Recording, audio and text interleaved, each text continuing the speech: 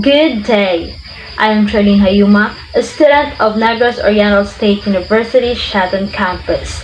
And this is in partial fulfillment of my course Ed 201, Technology for Teaching and Learning 1. At this juncture, I and Marami Kinilitan are tasked to report the continuation of Unit 4, specifically the relevance and appropriateness in the use of technology in teaching and learning. To begin, allow me to read our objectives for this topic.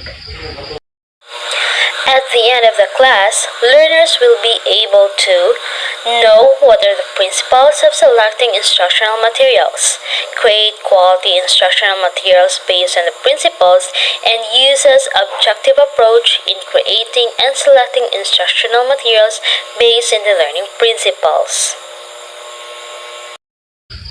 We have been instructed to create instructional materials.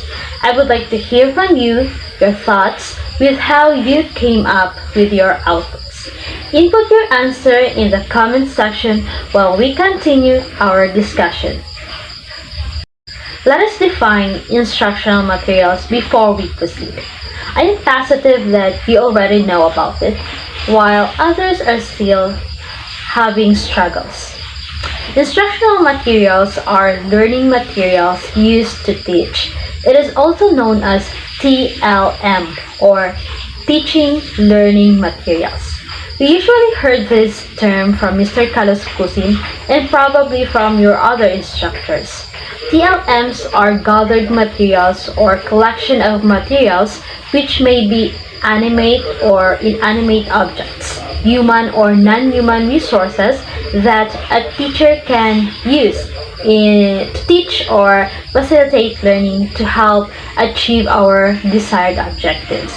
There are classifications of instructional materials, namely prints, audiovisual, and electronic interactive.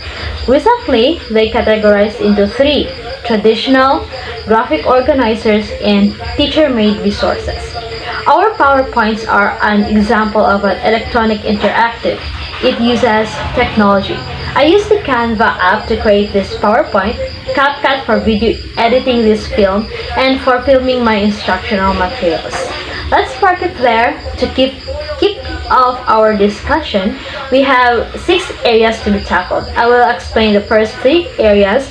The rest will be explained by my co-reporter. The first one is appropriateness and feasibility. Let us define appropriateness and feasibility. Appropriateness is the quality of being suitable or proper according to the situation. Feasibility is the state of being easily and conveniently done. Reading between the lines of these two words, it directly means that when instructional materials are selected appropriately, this can facilitate an effective learning acquisition of the students. It aids the learners to actively participate in the classroom activities and tasks. It may also further enhance their comprehension of the subject matter when it is chosen and utilized properly. And of course, the material is convenient to do. Therefore, instructional materials must be goal-oriented. It must promote the general and specific goals of the class, setting objectives and a clear roadmap on how you'll reach the intended target is possible if it fits the time and resources to make progress. We can apply the SMART goals in this principle: specific, measurable, achievable, relevant, and time-based. This principle refers to the instructional materials. Being an appropriate and feasible type of instructional materials, it is observed as a design that proceeds at an efficient pace. Since students require time to master a specific skill, the instructional materials must be effective and encouraging for students to practice. This is effective e-learning and face-to-face setup. This principal as well is reminding us to consider students' background as we design the material. In my batch, that was 2015 or 2016 if I'm not mistaken, we were taught by Mrs. Portada, my major subject instructor before. To start the class, we must always check our learners. Initially, their learning styles and intelligences. In this way, we'll be able to choose appropriate material, teaching methods and approaches for our varied learners. Other teachers use the essay type where learners express themselves through opinions or stance regarding a certain situation. Recall that we were initially asked by Ma'am Intea that what is our role as a future educator to our learners. I believe this is her way to get to know us. Also, Ma'am Chloe asked us to write about our childhood reading history. The same with Ma'am Prissy. She asked us to tell little things about ourselves, and Ma'am Anna, who gave us random questions to get to know us. These were the observations I saw from our instructors. Another thing is to consider the vocabulary level of the learners. If you're teaching kindergarten, you are not to say complicated instructions and very deep language.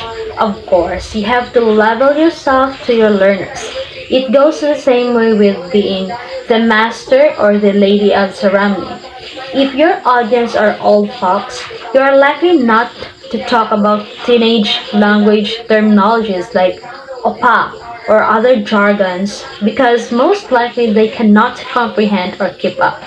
If you're in a barrio setting, of course, you are most likely to talk the native language because not all of your listeners can understand the English language, especially if you have accents. Concepts or the subject matter differ in difficulty based on the year or grade level. Take for example in elementary level, learners are taught about photosynthesis, which is the process of plants making their food. When they reached high school, it became a little complicated. They start to talk about molecules. In college, they talked about conversion from light energy to chemical energy to formation of sugar or glucose. This way, breaking down the topic accordingly is a must, and instructional materials must be understandable and fit to the learners. Methods of development is the process wherein strategies or methods of teaching should be taken into consideration. Instructional materials should contextualize information. But students can relate new information and theories with that what they already know. They can learn faster because they can link their past learning to the present. Lastly, the impact of the materials. Visual aids helps learners establish, explain, connect, or associate ideas and concepts. Therefore, instructional materials must be interesting, enjoyable, and effective. Target learners and instruction. As discussed earlier, we should know our learners and choose a fitting material. However, this time, this refers to the class objectives. We are very familiar with this. Today, we are practiced to create our learning objectives in our reports. That is an example of class objectives.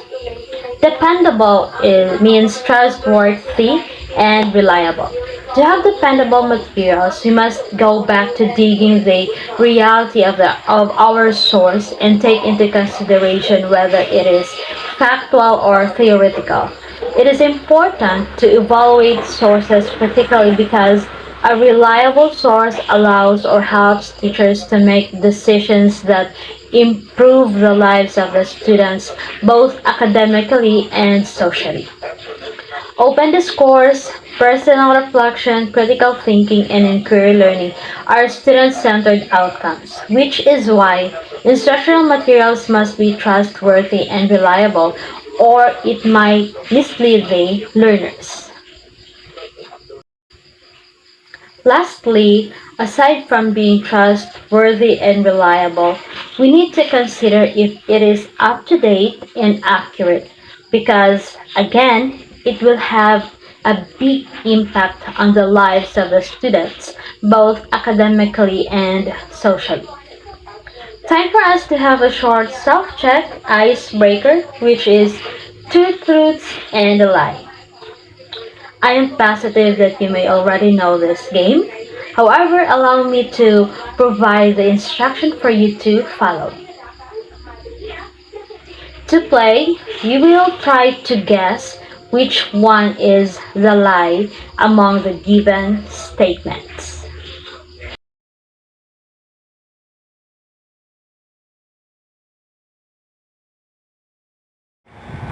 10, 9, 8, 7, 6, 5, 4, 3, 2, 1. Dang, dang, dang! Your time is up. The correct answer is letter C. Thank you for playing. Up next is the continuation of Miss Marimay Kinilitan's report. Stay tuned!